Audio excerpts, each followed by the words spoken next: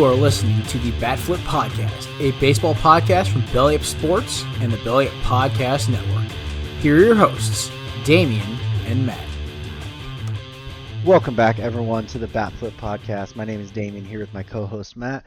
We are coming to you on February 16th of 2021. This is going to be episode 26. Can't believe it's been that long already. We talked last week. We kind of had the off season starting to wind down. As of you guys are hearing this, probably on the 17th. Pitchers and catchers will have started reporting for spring training.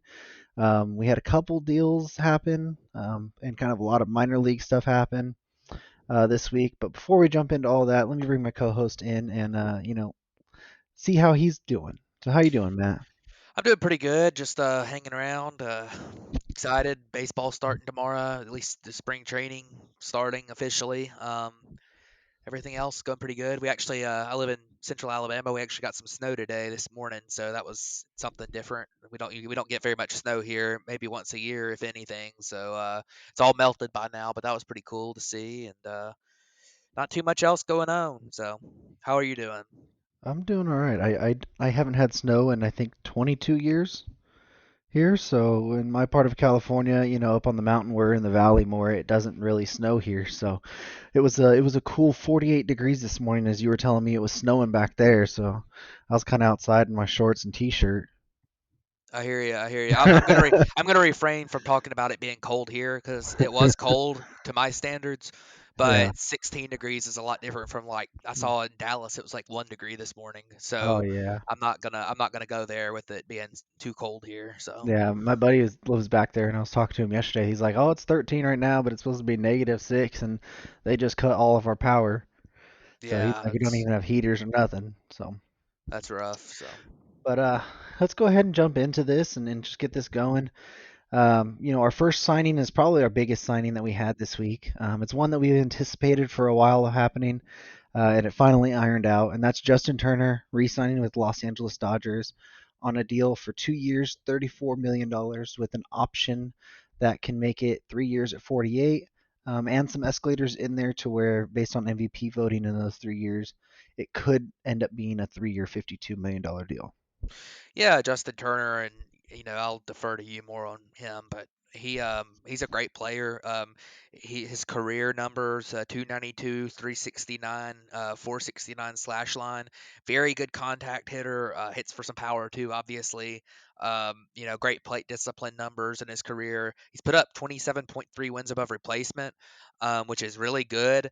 And it's even better when you consider the fact that he hasn't played full seasons like ever. I mean, he's played. I think the most games he's ever played was like 150, which is 12 games short of the total of a season. But beyond that, I mean, the last few years he's played like 100 games one year, 130 games one year. Obviously, shortened season this year, but he was still not healthy all year this year. So, but when Justin Turner plays, he is very, very, very good. 130 career WRC plus. This guy is a spectacular player, and he is what 36? Is that 36. Yep. 36? Yeah. So, he is starting to get up there in age, and with his injuries plus the age, you can understand why. Nobody goes beyond 2 years on him, without it being an option. But obviously he's getting paid well, 17 million a year for the 2 years, and I think it's going to work out pretty well for the Dodgers. It might be a little bit of an overpay at this point if he starts to decline some, but I mean the Dodgers can afford anything it seems like these days, so I don't think it's going to be a problem. Yeah, and this is a deal that we pretty much figured was going to happen. I mean, it didn't make sense for Turner to go anywhere else besides LA. I mean, he's a Southern California guy, went to Cal State Fullerton. He's said many times over that the Dodgers were his team growing up pretty much. Always dreamed of playing for them and that he doesn't want to go anywhere else. So it took time to iron out, and with the couple of the other teams really being in, I mean, the Braves kind of looked at him, the Blue Jays a little bit, but when it came down, it was really the Brewers and the Dodgers, and he wasn't going to go to the Brewers. It just was the Dodgers forcing up, the money for him to come back. He wanted 4 years. The thing was, getting it down to 2 with the option for the third if he keeps producing. Um, it's also a perfect thing for the Dodgers because we always talk about the depth that they have. So they can allow Justin Turner to go and play 130 games a year and still be just fine with it. He'll be the impactful player. He'll be there around the time for the playoffs is ready to happen. But you have guys like Max Muncy, the Edwin Rios, Chris Taylor, guys that can spell him at third base to where he doesn't have to play that full 160 games where if he went to the Brewers or one of these other teams, he probably would have had to be the main guy every single day. Um, so as far as on-field baseball terms, it was a perfect fit. And then there was no way they were going to let him walk away with the kind of clubhouse guy that he is and what how much he means to the fans. I don't think there's been a position player as much in the past, I would say 5 to 6 years, that has meant as much to the Dodger fans as Justin Turner does. Yeah, I think you're, I agree with you on all points there. But the next guy we have, another signing, free agent, who is going to a former team of his as well. This one, though, not going to the team he was with last year. This is James Paxton. He signed a 1 year, $8.5 million deal with the Seattle Mariners, which was a little surprising, although he did play there for a long time. Um, Very interesting deal there. Career, he's been really good, but he hasn't pitched very much. Yeah, he's some guy that has battled many different injuries throughout his career. This year he only pitched 120 innings. If you look at his career, the most innings he's ever pitched is 160, which you look at 200 innings is kind of the marker that everybody shoots for nowadays. So that's about 40 innings off of that. Most starts he's had in a year is 29. That was in 2019 with the Yankees. And he only pitched 150 innings in that one. So James Paxton, when he pitches, I mean, he can be a very good guy. He's been averaging close to 11 Ks per nine the past couple years. He still does walk people. I mean, above 3 walks per nine. Um, he has an ERA around the mid threes for his career. His fielding independent pitching is right around, that middle to low threes as well. When he's on the mound, he's locked in, he's very good. But it's not very often that he gets on there and is actually pretty locked in. Yeah, and as you said, he's never had a 30 start season, which typically your major league season would probably be 32, 33 starts for your top pitchers, and he's never had one of 30 starts, which is, I mean, that throws up some red flags. But I mean, this is a deal for the Mariners. He's going back to a place he's familiar with, where he had lots of success. And if you're, Seattle, you're bringing in a guy who, it's a buy low. It's a low risk. You're only paying him for 1 year, 8.5 million. He could do really well. You could flip him at the deadline. He obviously likes being in Seattle, so you can always have that 1 year. And if he does really well, you can bring him back because I think that's probably where he wants to be at this point. So I think it's a good deal for Seattle, and I think for Paxton, I was a little surprised it was just 8.5 million. I thought he would probably get a little bit more given his history of success when he has been on the mound. You never know. One day you would think that he might get a full season where he doesn't have some kind of injury, but when he does that, that 331 fielding independent pitching number looks pretty dang good over a full season. But looking at Seattle, I mean, I don't think they're going to be contenders this year, but Paxton makes them a little bit more interesting to watch. They're going to have a couple good lefties at the top of their rotation, and Paxton and Gonzalez. So interesting stuff there. Yeah, another thing I think with him is that he's going to a division that is probably going to be one of the more pitcher friendly divisions this year. Look at the Astros; they've lost Springer. Is Altuve going to be able to bounce back to what he was? You look at the Angels, and they've brought in, they have Trout and they have Rendon, but what else? What else are they going to do there? You're going to be able to face the Rangers, who are very low. You're going to face the A's, who lost Marcus Semien, have traded Chris Davis. Um, they're kind of on the reset. Is Matt Chapman going to be completely healthy this year? You're gonna be able to neutralize Matt Olson with the lefty. So, and there's not much expectation in Seattle for this year, so he can go in there and really not have to worry about potentially pitching for a playoff run unless he gets traded. And Yeah, I'm sure the Mariners will get with him on that. Yeah, and you're talking, you kind of mentioned the A's being on a reset. I think this is kind of a career reset for Paxton.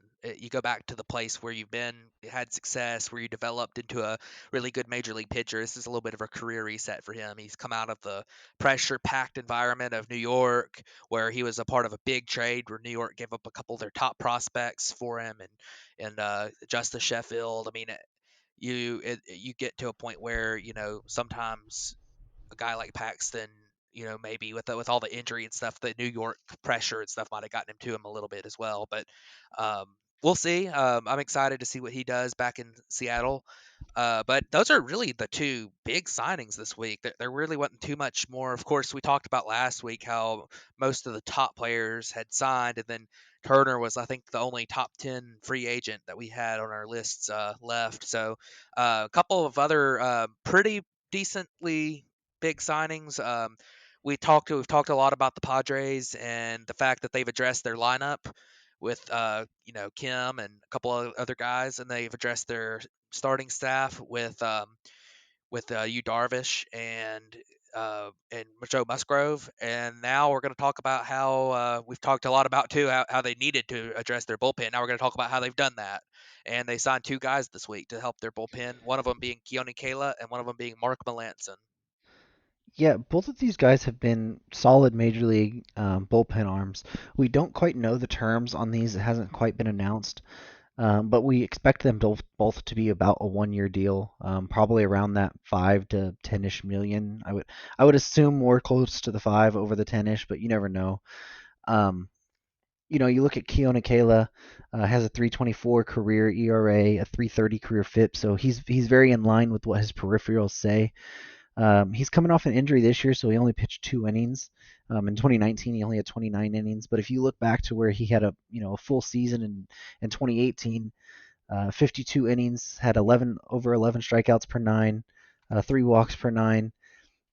He had a 3.29 ERA that year, 2.97 FIP. He's a guy who is a decent ground ball guy. But he gives up a lot of home runs. That's his thing. He gives up a lot of fly balls. So being able to go to San Diego, Petco Park, which is more of a hitter-friendly ballpark, that'll be a good pickup for him. Yeah, for sure. And you look at you look at the Mark Melanson pickup too. I think they're both pretty good pickups. Kayla, it's going to be about health. It's kind of like Paxton a little bit. He's really good when he's pitched, but it's going to be about health. Um, you know, that's something you just can never predict fully. Melanson, it's going to be about longevity, and is he still the same pitcher he has been in his career, which has spanned the Pirates, the Nationals, the Giants, the Braves. He's been in a lot of different places, and he's been very good in his career. A 2.85 career ERA, 2.90 career FIP.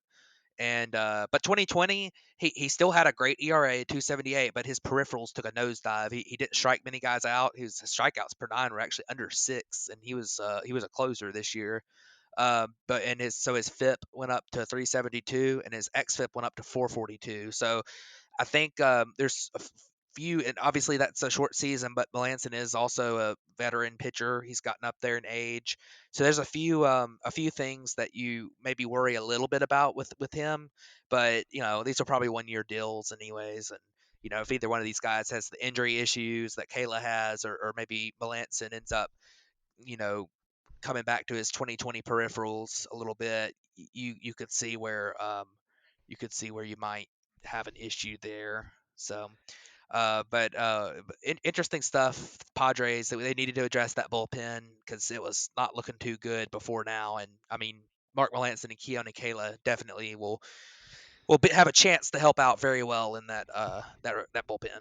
Yeah, it really helps them round out. Now you have Kayla, you have Melanson, you have Emilio Pagan, you have Drew Pomerantz, Matt Strom, and then later on to the season you could have your some of your starters like Morhone or maybe even Mackenzie Gore potentially pitch out of that bullpen or that swingman role. So it really gives them a lot of depth. Two relievers that they really needed to be able to really compete this year. Yeah, and just real quick, let's talk about the fact that everyone talks about obviously the Chris Archer trade with the Pirates, but the Pirates also traded for Keone and Kayla when they were not really contending, and they gave up a guy who's now in the big leagues with the Rangers, and another guy too for Keone Kayla who pitched what 31 innings for them in his entire time there, maybe a little more, but I thought that was another interesting tidbit there that it's kind of another trade that didn't exactly work out for the Pirates, but we can move on now. Yeah. So the next one we had is a guy we kind of mentioned. You mentioned as an under the radar type guy last week that could potentially sign. And that was Kevin Pillar. He ended up signing a deal with the Mets. It's a really weird deal. It's kind of interesting though. It's a 1 year, $3.6 million for this year. It has a $2.9 million player option for next year. That if he declines it, he gets no money from that. But then it gives the team a $6.4 million option, where then if they decline that, he gets a $1.4 million buyout. So he's guaranteed $5 million this year, and it can be a maximum of 2 years, 10. Yeah, so that's very interesting. I've actually never seen that before, and I'm sure it's happened, but it's interesting. But Kevin Pillar, the player, is pretty good. His career numbers: 262, average 299, on base, 408 slugging. Everyone remembers him from when he was in Toronto with the Blue Jays, and when they were in the ALCS back-to-back years, and he was really good there. I thought as a defensive player, he is famous for making some really acrobatic catches and everything, but the bat isn't terrible. He has some work to do. He's a guy who could really benefit from taking having a little more patience at the plate. He's got a really low walk rates. His own base percentage has suffered. It's under 300 for his career, but he's taken a few strides in becoming a better hitter the last couple years. But his career 13 wins above replacement. It's pretty solid. He's had a couple years where he was over two. He's probably going to end up being like a fourth outfielder, maybe a part-time center fielder for the Mets. So I like this signing for that price. I think it's pretty good deal for them. Yeah, and what it does is it pretty much takes them out of the Jackie Bradley Jr. market. Even we had talked about signing Albert Almora. Even with that signing, they were still rumored to be in talks with Jackie Bradley Jr.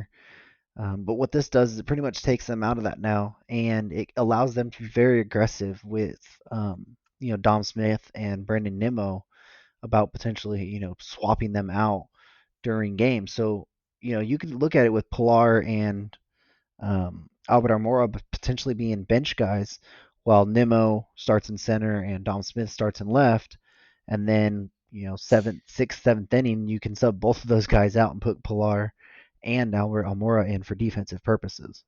Yeah, and you could also, I think Nemo would be fine in left field. So you could also throw one of those two guys in center and then move Nemo over to left field. But I think, you know, I yeah, Dom Smith in left field would scare me, even if he does hit well. He would scare the heck out of me if I was a Mets fan. But I agree, but they um, have to find some way to get his bat in that yeah, lineup, that's and true. But and you're not putting Pete anywhere else. yeah, they could have benefited greatly from the DH this year because they got two Absolutely. DHs and they're both having to play in positions now. So Yeah. Um, but anyways, we can move on and talk about some other smaller trades or smaller moves.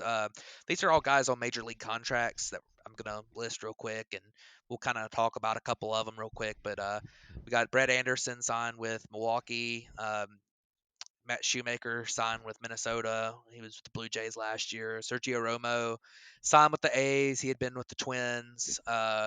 Yusmeiro Petit signed back with the A's. One of the more interesting ones here was Jake Arrieta signed with the Chicago Cubs, where he was obviously made famous for throwing no hitters and being a Cy Young winner. But he had been in Philly for the last several years. And then Ken Giles, who we've talked about a little bit, he's obviously, because of his injury, not pitching this year. He signed with Seattle. Marwin Gonzalez signed with Boston, utility guy there, and Nomar Mazara signed with the Detroit Tigers. So Yeah, I would say the two interesting ones obviously are going to be Jake Arrieta re-signing with the Cubs. Sort of like what you were talking about with Paxton, a guy who's struggled the past couple years, and going back to a place where he's very comfortable and back to where he had a lot of his success. So maybe they can unlock something back into Jake Arrieta, or it's just a reunion tour for him, pretty much.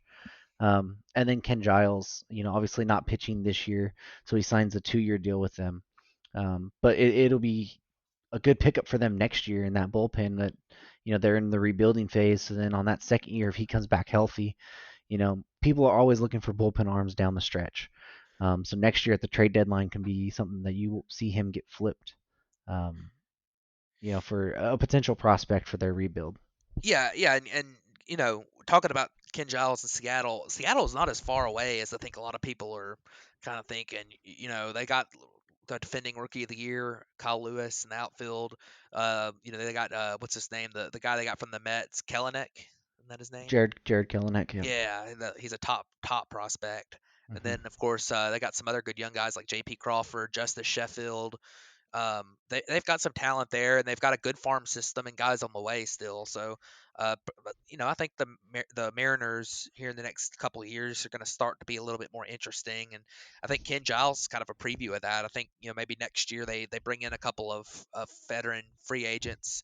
Obviously they still got a couple of veteran guys who are probably going to be career Mariners like Kyle Seager, but you know Mitch Haniger, another guy. But I think they're not quite as far off as they have been in the last few years. And I think this Ken Giles signing, kind of for the future, kind of for next year, kind of shows that. But and I agree on Arrieta. This is going to be a reunion tour, I think, for him. This might be his last year. If he doesn't do great.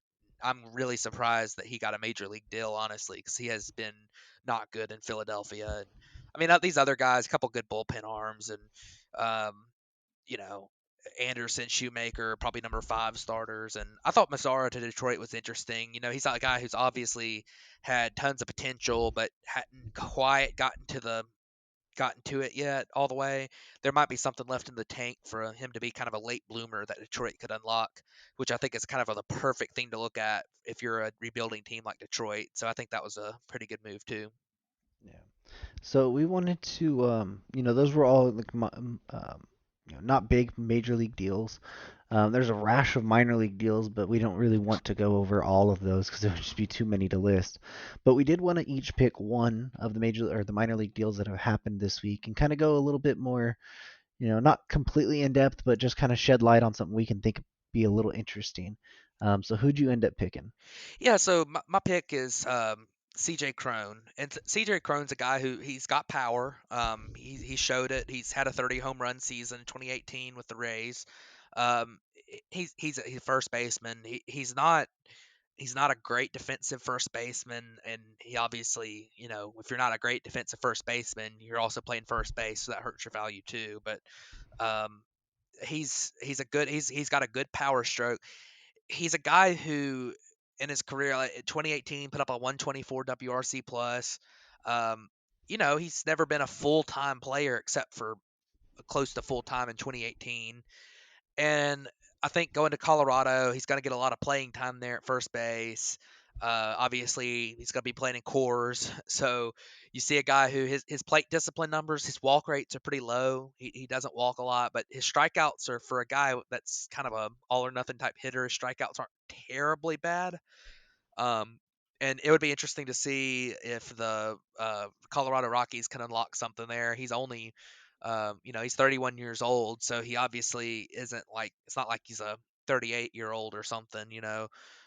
They've done some last several years. They've had some of those bounce back type guys, but they've all been when they had that bounce back were pretty old guys like Mark Reynolds a few years ago, Matt Kemp maybe this past year they tried to do that with, but you look at a guy in CJ Crone who maybe could have a little bit of a future there if he does well, this coming up season. So I thought that was an interesting one. Yeah, mine was I picked Jay Bruce. He's a guy who's pretty similar, I would say, in overall stat wise to what CJ Crone was. If you look at their slash lines, CJ Crone owns a 257, a 312 on base percentage and 464 slugging.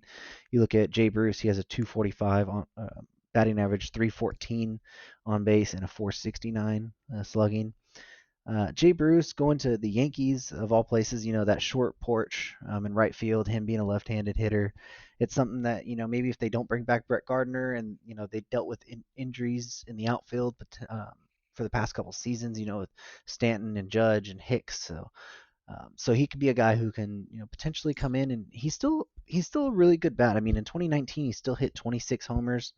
He doesn't walk as much as he used to. He's a career about 9% walk rate guy. Dropped to 5.7, and in this shortened season, it was about 7%. He'll strike out close to 24% of the time, but it could be a sneaky, depth pickup for the Yankees for a left-handed bat, which will always thrive in that ballpark with that short porch. Yeah, and to kind of go along with that, Clint Frazier's a guy who he had a pretty good season in the shortened season, but you're not 100% sure on him, and a soft platoon might help. Where Clint Frazier plays most of the time, but against some right-handed pitching, you could throw Jay Bruce in there. It might be useful in that way as well. Absolutely. So that's pretty much all the wraps up on signings we had this week. We did have one. I wouldn't call it a blockbuster trade, but I would still say it was on the bigger sides of the trade, of the trade market so far this offseason, and that's Andrew Benintendi. Got traded from the Boston Red Sox in a three-team deal. So it breaks down as Kansas City gets Andrew Benintendi, the New York Mets get Khalil Lee, and the Boston Red Sox get Franchy Cordero, Josh Wikanowski, two player to be named later from Kansas City, and one player to be named later from the Mets. Yeah, I thought this was a kind of weird but interesting trade. Benintendi is a guy who I'm kind of surprised the Red Sox are giving up on him like this. He's a career 273, 353, 435 hitter. A 353 on base percentage is really solid. He's put up 8.5 wins above replacement, 108 WRC plus, so a well above average hitter. Um, he only played 14 games this past year, but in the past he's been a really solid regular. In fact, I think in 2 years ago, or maybe 2018, he put up 4 wins above replacement. So this is a guy who, at times, has been really good in his career.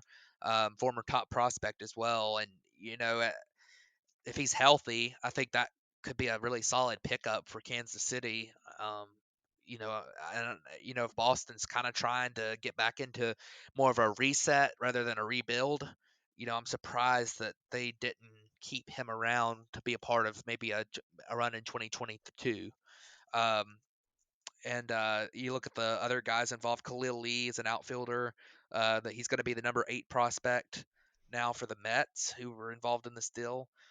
He's got good raw power. Like he's got question marks with his hit tool. Strikes out a lot, but he's got solid defensive tools. He's a legit prospect. And then you look at you know, Franchy Cordero is a guy who strikes out an absolute ton, but has like crazy power. And also has really good speed. So he might have one of the better power speed combinations in the big leagues, but there's just no way of telling if he's ever going to get to it. But he's definitely an interesting guy who maybe they could figure something out with, have him make a little more contact. But you also got a couple other guys. Winkowski's a low minors guy who's been there a while. He's probably going to end up being a relief prospect maybe, and then the player to be named later. So uh, definitely an interesting deal here. I'm a little confused on a couple of sides here, but it's Yeah, interesting. it's a head scratching deal to me too. If Boston is truly trying to do that soft reset instead of the rebuild, trading a guy like Andrew Benintendi who still has 2 years worth of control just doesn't make sense if you're still looking to compete. There was rumors that after they traded Benintendi that they would try and re-sign Jackie Bradley Jr. I don't know why you would do that really. I mean, I guess Bradley's just your center fielder who's great defense, but I would rather have spent that money on Andrew Benintendi. He seems like a player that's better to me than Jackie Bradley Jr. and that's going to be around for a little bit longer.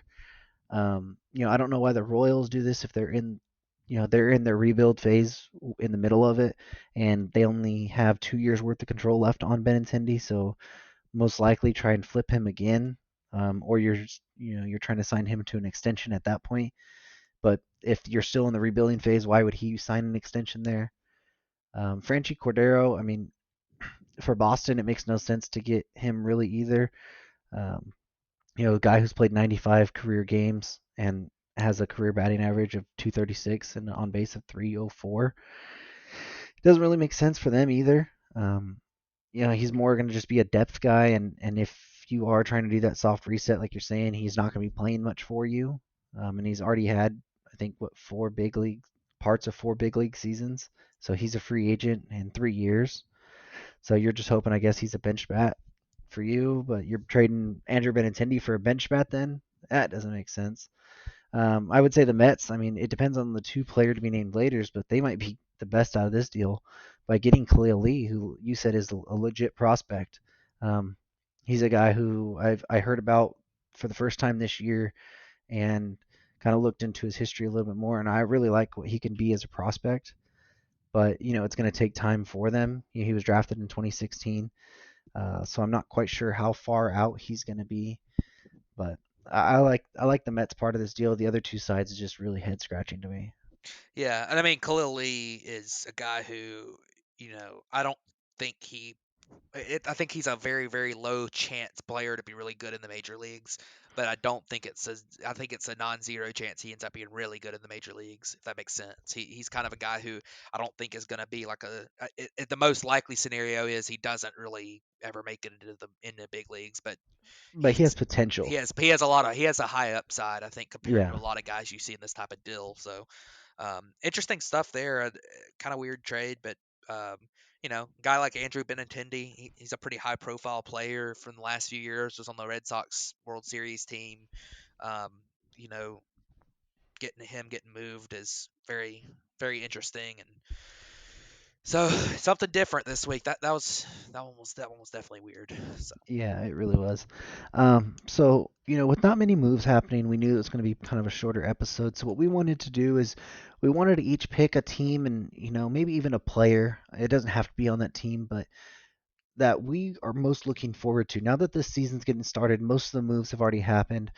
A team that either excites us about what we can see this season, or that we kind of fly under the radar and just interested to see what things are going to work out. So who did you end up picking?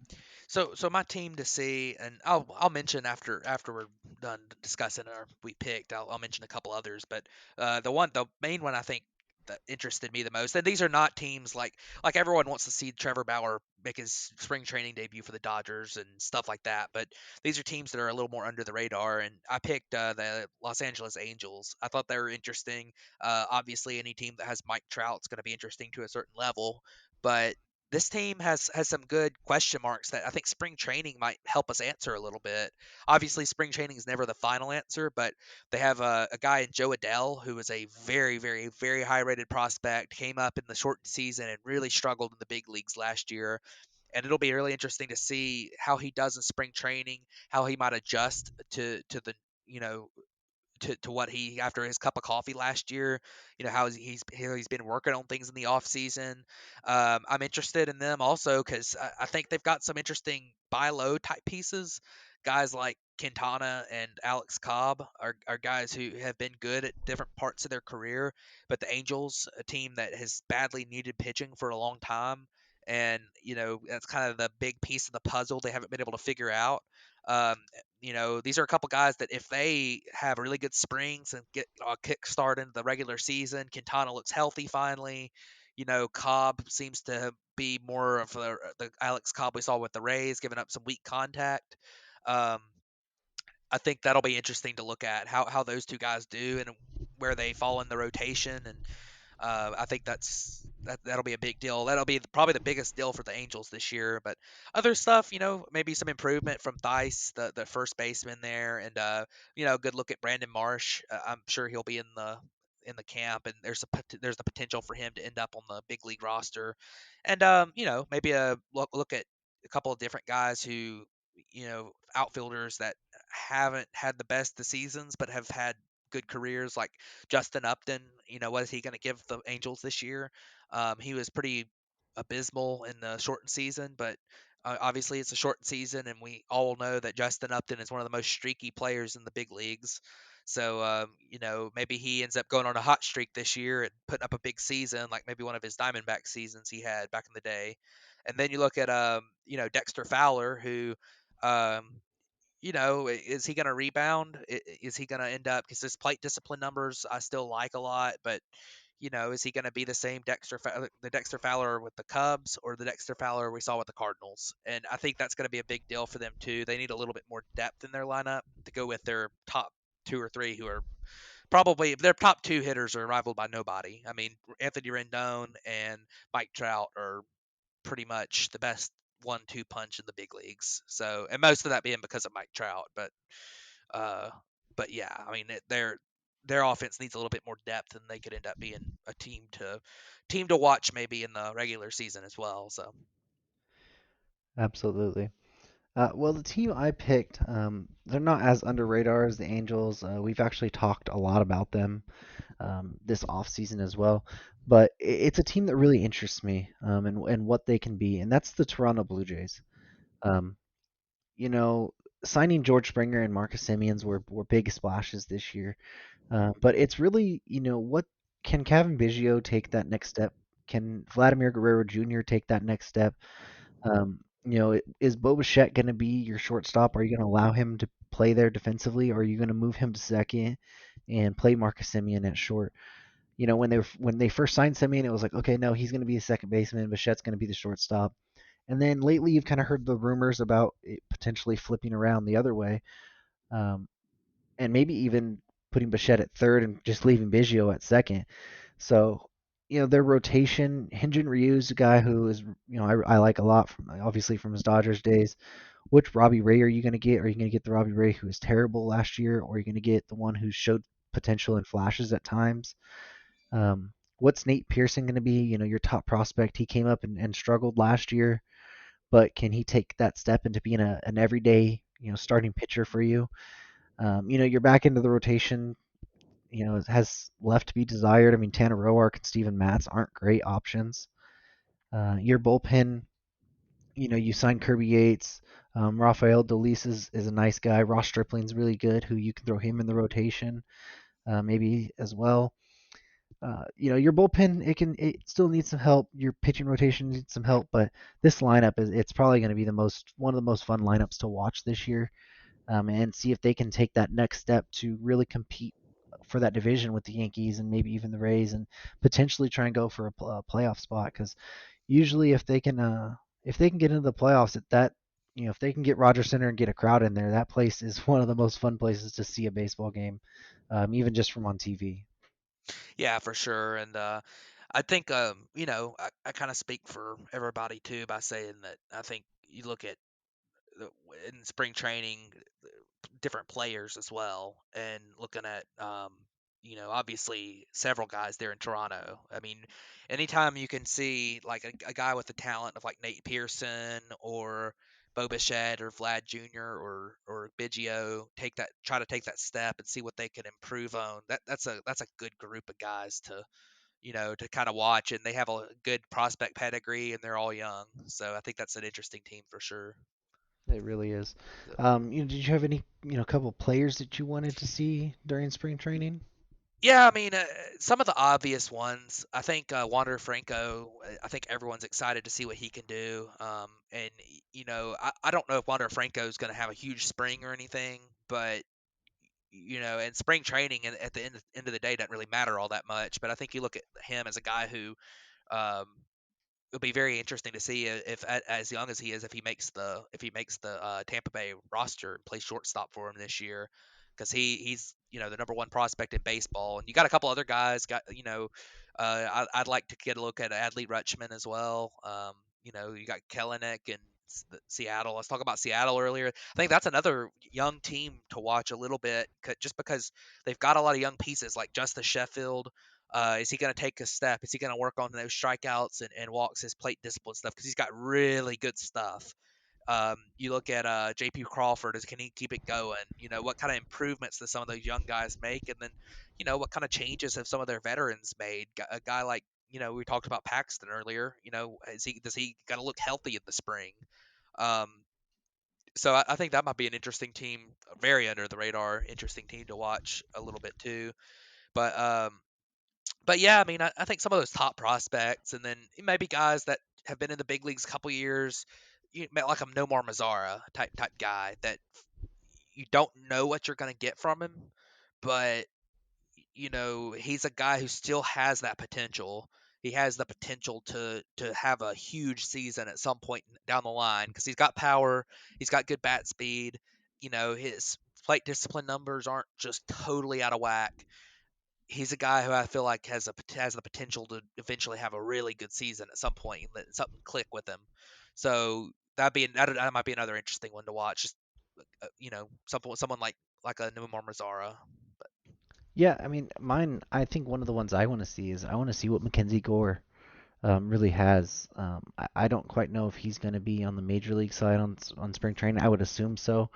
But out of all those San Diego moves, I think he's going to be one as a top prospect that I'm interested to see. Just there's been so much hype around him, and people are saying that this could be the year that he finally comes up.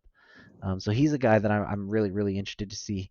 Maybe if you look at like the Pirates, what's Key Brian Hayes? He's shown potential the past couple years, but is this the time where he finally gets that everyday shot, and what can he be? He's another guy who, on a team that not many people are going to be able to watch every day because they're not very good, can be a guy who can surprise us.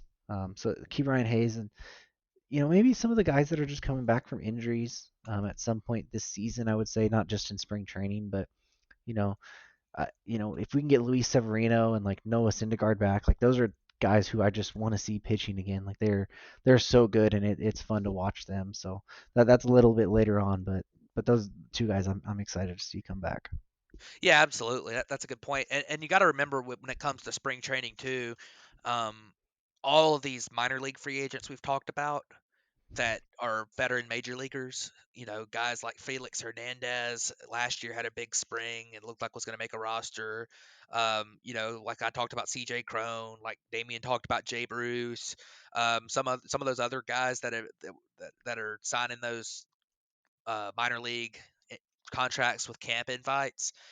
I would, some of those end up having big springs and making the big league teams and are big parts, especially in the bullpen. That's where a lot of teams find their guys in the relief is from the minor league invites like that, or the minor league contracts with spring training invites. So I think that's going to be somewhere to look for a lot of the moves because there's a especially this year there's a bunch of moves that ended up going that way because of COVID and teams unsure, not sure if they want to pay up for a player that maybe hasn't been great the last couple years, and that's kind of all they were able to get. I think that this spring training is going to be really important for a lot of teams to get a shake on what they have in their bullpen and what they have, maybe a fifth starter type two.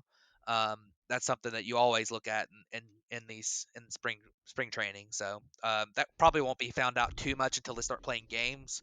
But with pitchers and catchers reporting, you could see maybe one of these relievers that signed has showed up in the best shape of their life or something and looks fully healthy and is eager to go, and you might start getting some reports like that. So it'll be very interesting to see what happens this spring, and also with some of the opt-outs too we had last year. Some of these guys coming back, guys like Ryan Zimmerman. Is he going to look like Ryan Zimmerman, or is he going to be real rusty? I think that's another thing to look at as well. Or like David Price. I mean, David just from Price, the yeah, for Dodgers. I sure. mean, he's 35, but he last spring training he was looking good. He was coming off surgery, and then he opted out. You know, I think it's going to be a really weird spring training because you're going to see teams, maybe you're going to see players probably ramp up faster, but then teams also wanting to be more like slow paced with things because, oh, we're just coming off a 60 game season. How can we stretch you out for 162 games? So that's one interesting thing. Another name that I wanted to point out, he missed last year, but was struggling before that. Who's I'm pretty interested to watch because I've been a fan of his for a while. That's Chris Archer. Going back to Tampa Bay, what can he unlock something? We talked about Arrieta and Paxton on those reunion type tours, and Archer going back to the place where he's had his success. Can he unlock himself again and be another vital part to that Tampa Bay rotation? He's somebody who's really fun to watch when he's on, and I've liked him from when he was in his Tampa Bay days before. So he's one that I'm interested to see this spring training and see how that thoracic outlet syndrome really affected him, and if he's the old Chris Archer or the one that was really struggling in Pittsburgh.